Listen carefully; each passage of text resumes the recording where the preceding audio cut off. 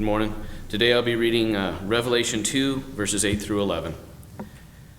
To the angel of the church in Smyrna write, "These are the words of him who is the first and the last, who died and came to life again. I know your afflictions and your poverty, yet you are rich. I know about the slander of those who say they are Jews and are not, but are a synagogue of Satan. Do not be afraid of what you are about to suffer. I tell you, the devil will put some of you in prison to test you, and you will suffer persecution for 10 days. Be faithful, even to the point of death, and I will give you life as your victor's crown. Whoever has ears, let him hear what the Spirit says to the churches. The one who is victorious will not be hurt at all by the second death." Be seated. It's not the most positive scripture reading, at least in my estimate. But that's the letter that we're on. So we're studying, for those who weren't here last week, we've just begun our series on the 7 churches in Revelation and the letters that were written to them, specifically through the vision of John by Jesus. And as we're here, I want to read this again. This is a very short letter.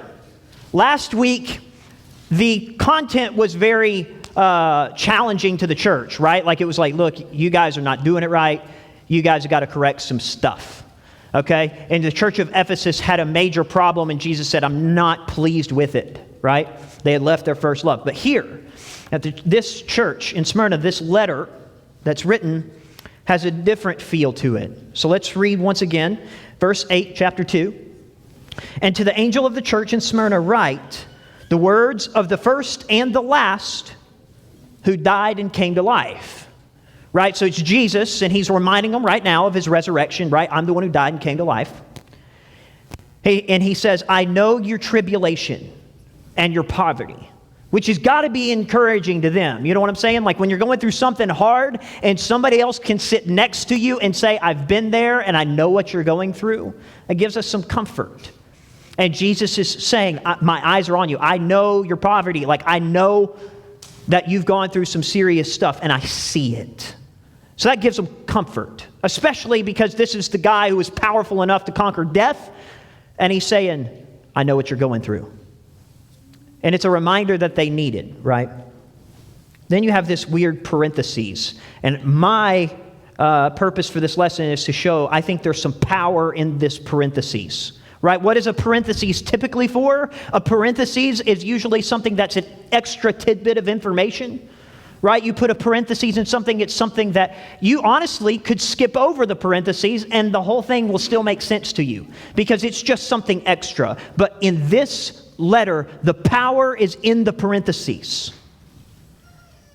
And so let's read it again. Chapter 2, verse 9, I know your tribulation and I know your poverty, but you are rich. And the slander of those that say that they are Jews and are not, they're really a synagogue of Satan. Don't fear what you are about to suffer. Behold, the devil is about to throw some of you in prison, and you're going to be tested so that you'll be tested. And for 10 days, you're going to have tribulation. Be faithful unto death, and I will give you the crown of life. He who has an ear, let him hear what the Spirit says to the churches. To the one who is victorious, he will not be hurt by the second death. So this is a really interesting passage. By the way, as I was preparing for this, I'm like looking on information through other commentaries, other writers, other sources to just see what they've said about this passage. And what I found is there's not a lot of good information out there on this letter. And I think it's because it's kind of a well-duh letter. You know what I'm saying? It's like you read it and you're like, well, duh. You know, I mean, like, yeah, Jesus conquered and hang in through your suffering and you'll receive the crown of life. And it's just these 3 short verses and it's simple and it's like, well, duh, I got it. You know, and so people, commentators and people who write on it and maybe study this, I don't know, maybe you've had other sources that were more successful, but the ones that I was looking into, there just wasn't a lot there. And I think it's because the writers will look at it and go, well, everybody who's a Christian knows that Jesus conquered the grave, and everybody knows that he's going to take care of them. And I don't know, there's just not a lot of meat there, I guess, in their mind. And as I was studying it, I was wondering, how am I going to approach this? And what I realized is I think Jesus is doing something very particular with reminding them of these things. And yes, it's something we all should know, but there is power in this parentheses. You're rich. And Jesus is telling them this for a reason. They need to know this information. But here's what this is. They're not learning anything new. They know Jesus conquered the grave, right? Like, they know that already. And they know that they're rich spiritually, and they definitely know that they're suffering. They know all of this, but Jesus is reminding them because they need to be laser focused on this truth as they're in the midst of one of the most difficult, the most difficult thing that they're ever going to face.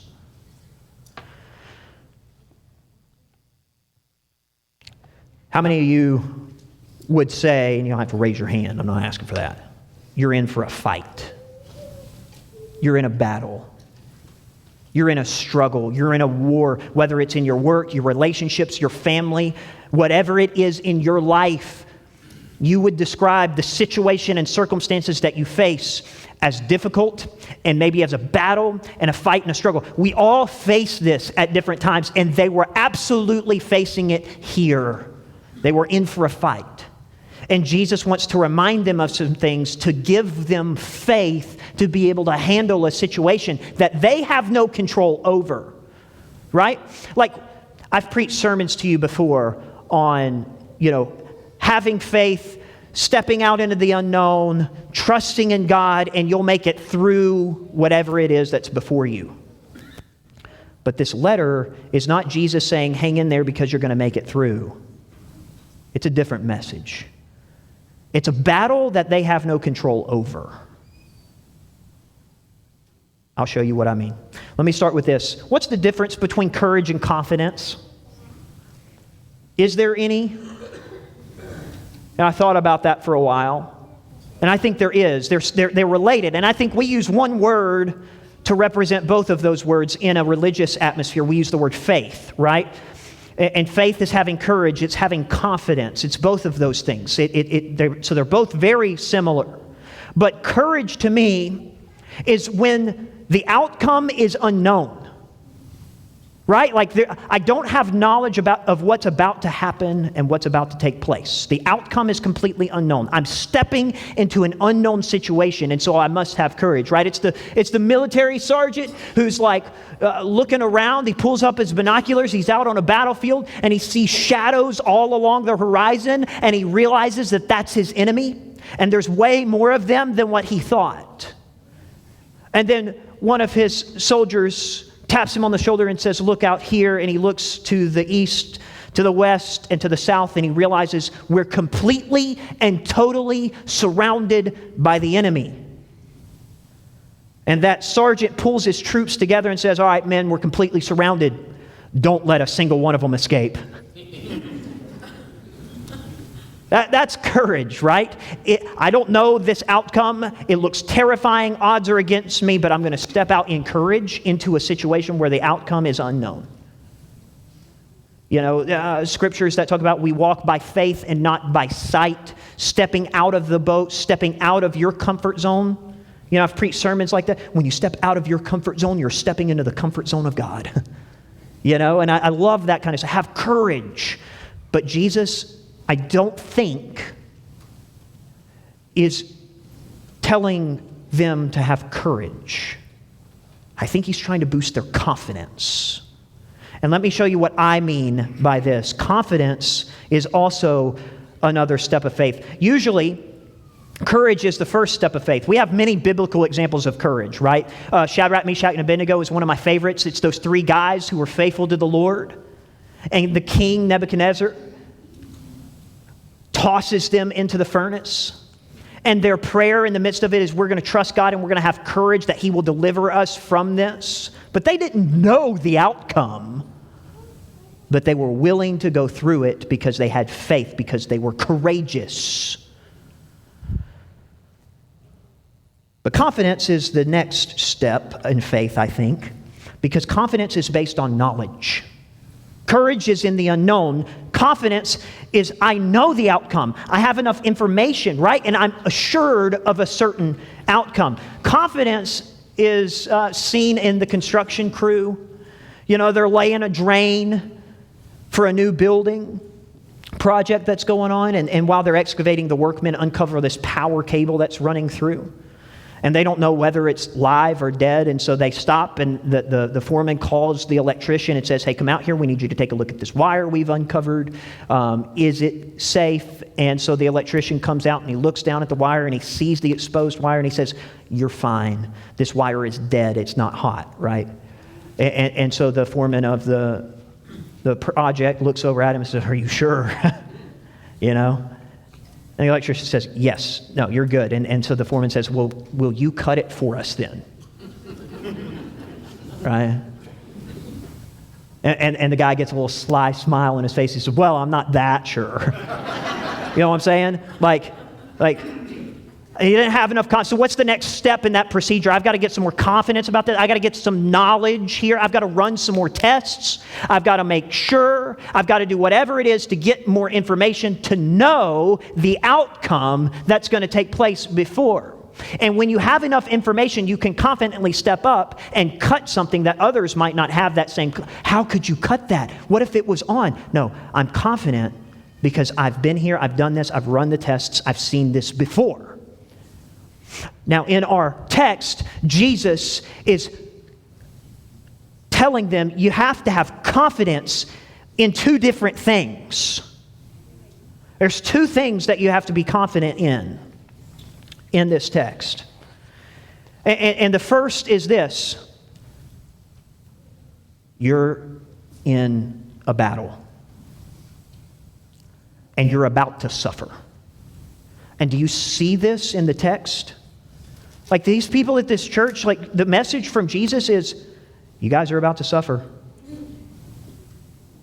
And his encouragement to them is to be faithful unto, what does the text say? Death. The struggle that these people were facing, they're not going to make it through. He said, you're going to be thrown into prison, and you're about to go through the most suffering you've ever been through. And you need to be faithful unto death, because that's what's coming your way. And there's confidence, but man, that's not something I would want to be confident in.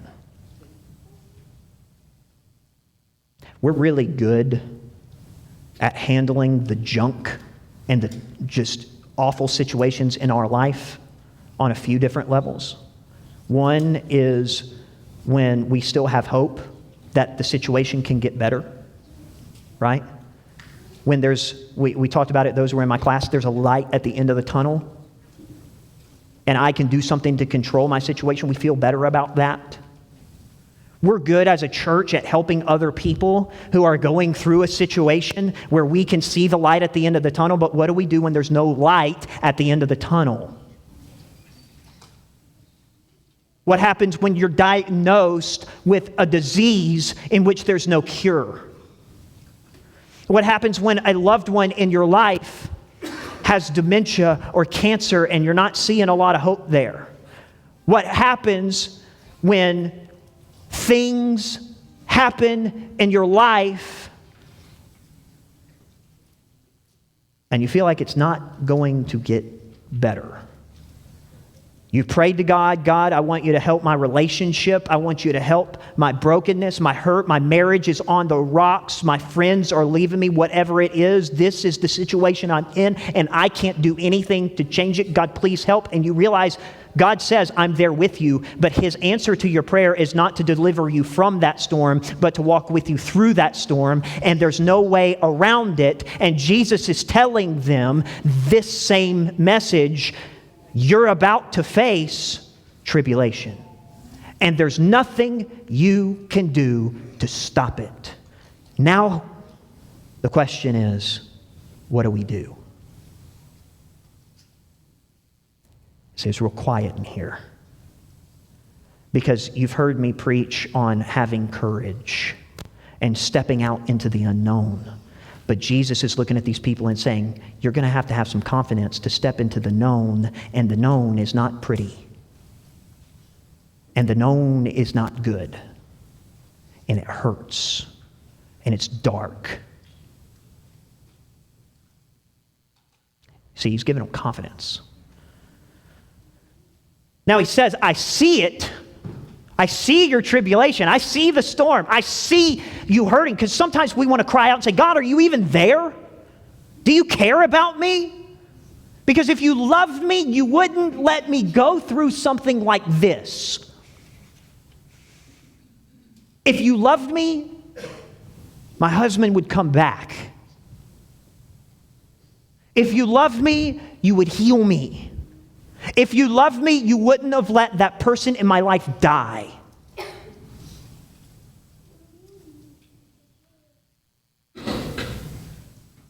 We're not good at handling this because we love messages on hope.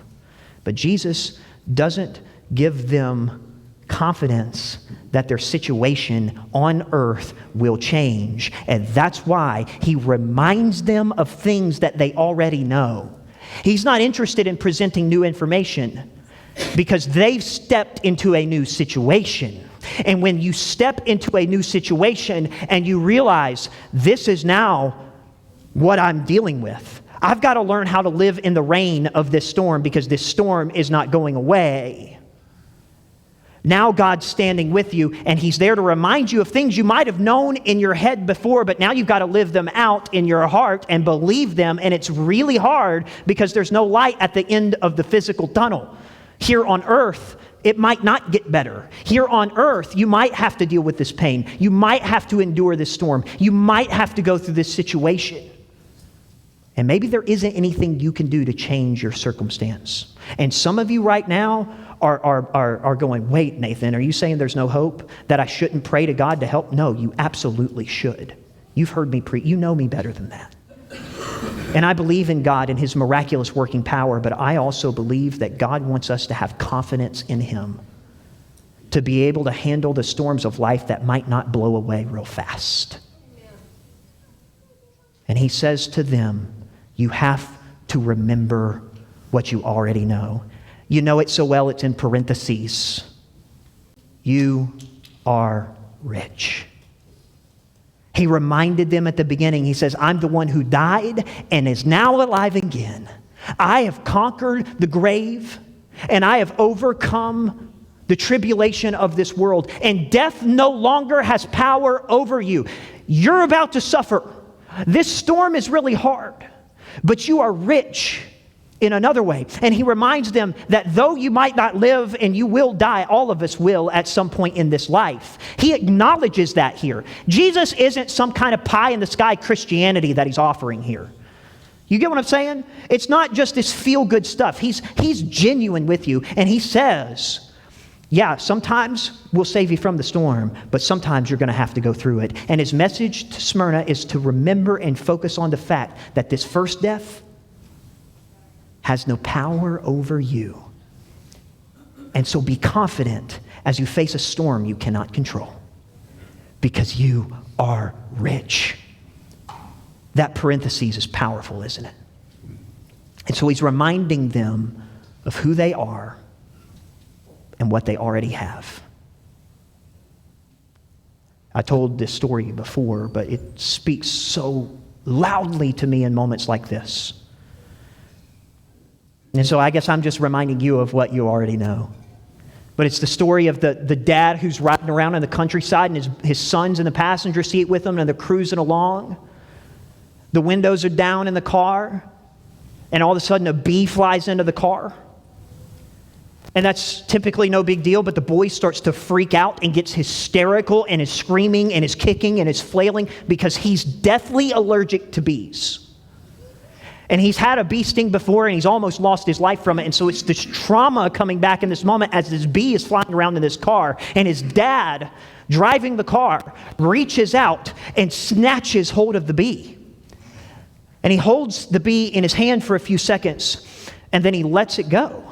And the bee starts to fly around, and the kid, he was calm for a moment, thinking his dad was going to dispose of this thing. He's going to take it out. He's going to chunk it out the window. And instead, now this bee's flying around again, and the boy starts to freak out. But the dad opens up his hand and says, son, calm down. You don't have to worry. Do you see this stinger in my hand? You don't have to be scared of that bee anymore. He can't do anything to you. because I've already taken the sting for you. And Jesus is telling and reminding this church to be confident in the fact that this suffering and this storm that they're facing cannot hurt them any longer. And it's not because it won't be painful, and it's not that you won't have to endure it, but you can have confidence through it because I've taken the sting for you. Where, O death, is your sting? Where, O hell, is your victory?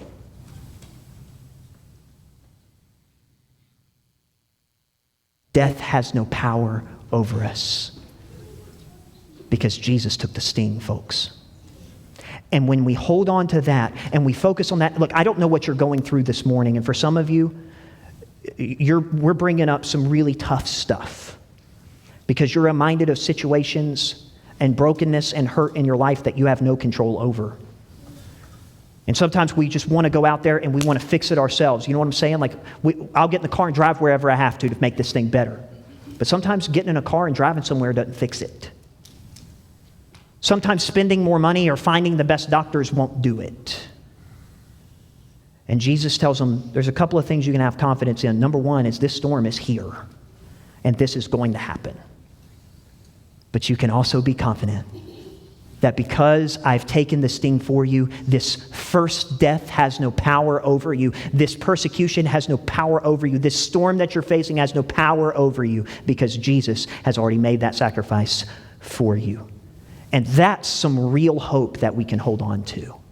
And so if you're here this morning and you're hearing this message and you're realizing you're in a storm, and you're hurting, and you're broken, and maybe it's a storm that you have no control over, my encouragement to you is to do the same thing that Jesus wanted this church to do. Laser focus on what you do know. Jesus has conquered death, and you are rich.